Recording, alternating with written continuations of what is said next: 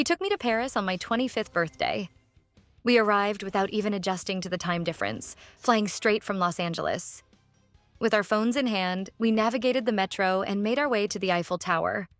The sight of it, lit up against the night sky, was magical, and it felt like a dream.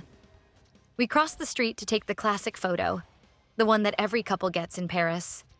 I leaned into his arms, feeling on top of the world. He had taken me halfway across the world, and I was convinced this was the man I would marry. But 3 months later, everything changed. We decided to take a break. At least that's what he said.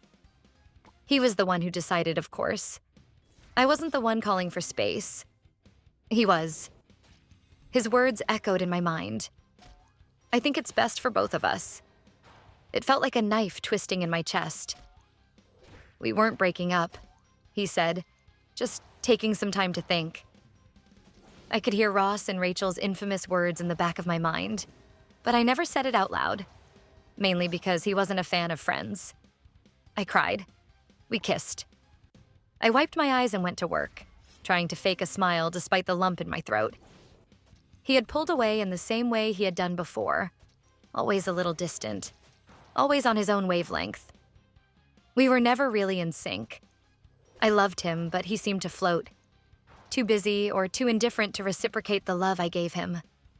I was clingy. He was flighty.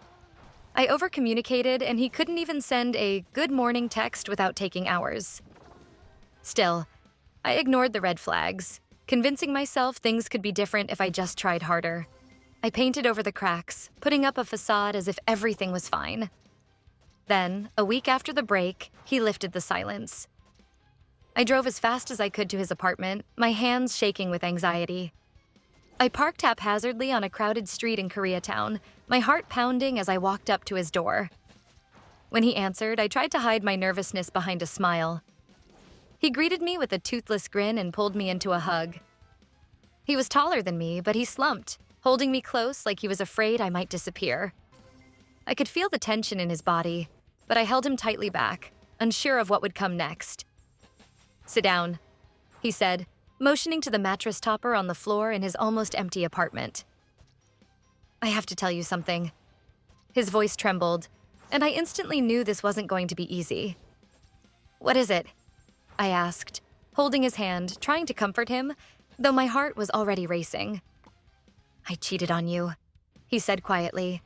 "I was with other men while you were faithful to me." And just like that, everything I thought I knew about him, about us, crumbled.